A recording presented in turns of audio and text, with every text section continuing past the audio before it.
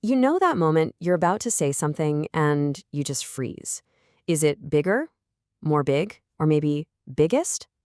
Getting these comparisons right can feel a little tricky, but it's absolutely key to sounding clear and confident. So today, we're going to crack the code. So bigger, better, or best, they're all doing a similar job, right? But you can't just swap them out, and the rules can feel a bit fuzzy. But hey, don't worry. In the next few minutes, we're going to make this so crystal clear you'll never have to second guess yourself again. So here's our game plan. First, we'll kick things off with simple one-on-one comparisons. Then we're going to learn how to find the ultimate champion in any group. After that, we'll level up and start comparing actions, not just things. And finally, we'll wrap it all up with a simple toolkit that puts all this power right at your fingertips. Let's do this.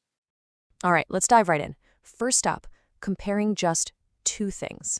This is the foundation, really. It's the stuff you do every single day, like trying to decide between two restaurants or maybe two shows to watch.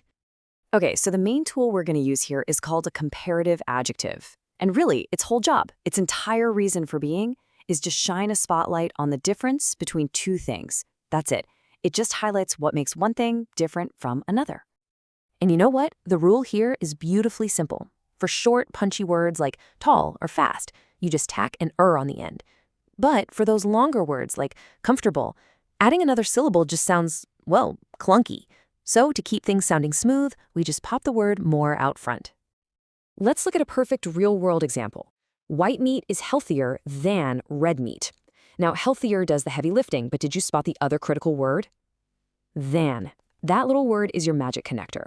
You pretty much always need it to glue the two things you're comparing together. But what if something isn't just a little better? What if it's way better? Well, you can power up your comparisons with words like much or a lot. Or if the difference is tiny, you can tone it down with a bit.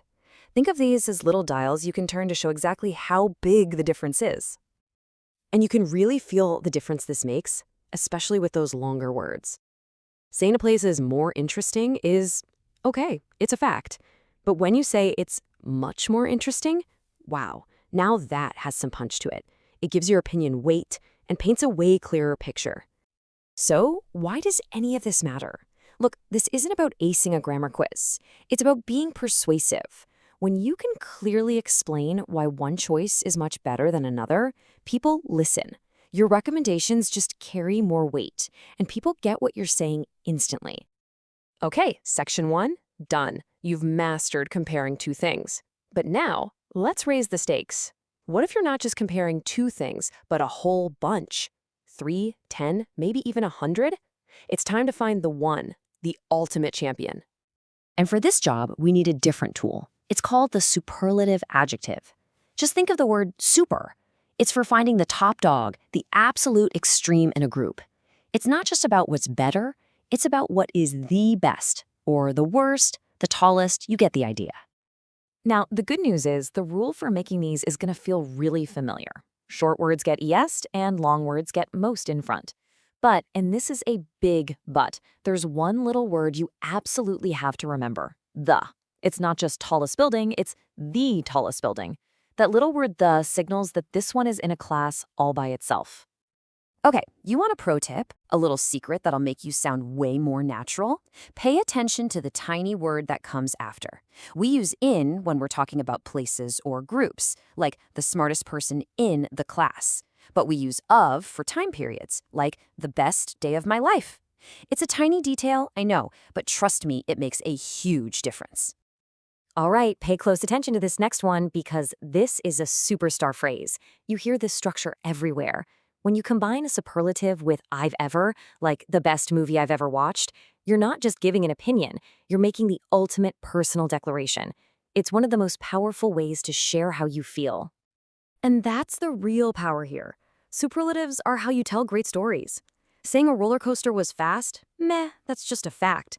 But saying it was the most terrifying ride of my life? Whoa, now that's a story. People lean in, they want to hear more because you're sharing an emotion, not just information. All right, you're doing great. We've covered comparing things. You know, people, places, nouns. But now it's time for the advanced lesson, the real pro move. We're going to shift gears from comparing what something is to comparing how something is done. To do this, we need adverbs. The way I think of it is, if adjectives are the words that describe things, adverbs are the words that describe actions or verbs. And guess what? Just like their adjective cousins, we can change them to show one action is happening more or most intensely than another. Okay, this is super important because this is a trap that a lot of people fall into. Here's the golden rule. For almost any adverb that ends in ly, you never add er. Quietlier? Nope, not a word. Don't say it. Instead, you just use more. She speaks more quietly. If you can just memorize this one rule, you'll avoid a really common mistake. But you knew this was coming, right? English just has to have its exceptions. There are a few key adverbs, like fast, hard, and early, that break the ly rule. For these few oddballs, you just treat them like short adjectives and add or est. So you can totally run faster and work harder. So why bother with all this? It comes down to one word: precision. It's the difference between saying a machine works well, okay, what does that even mean, and saying it works more efficiently. Now that tells me something specific. It's how you make your communication sharper and a whole lot more effective.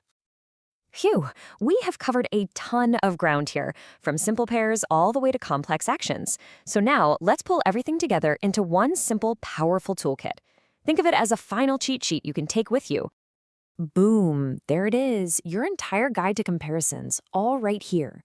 If you're comparing two things, grab a comparative. Comparing three or more, you need a superlative. Describing an action, that's a job for an adverb. Seriously, all the basic rules are right there. Just burn this into your brain. So if you remember just one thing from all this, please make it this. Before you speak, just pause for a split second and ask yourself, what am I comparing here? Two things, a whole group, or an action? Your answer to that one simple question is the key that unlocks the right tool from your toolkit every single time. And that's pretty much it. You've got the tools. You're ready to make comparisons that are way clearer, way more precise, and honestly, just a lot more powerful. So I'll leave you with this last thought. Using what we just learned, what was the most useful thing you picked up today? Give it some thought. Thanks so much for tuning in.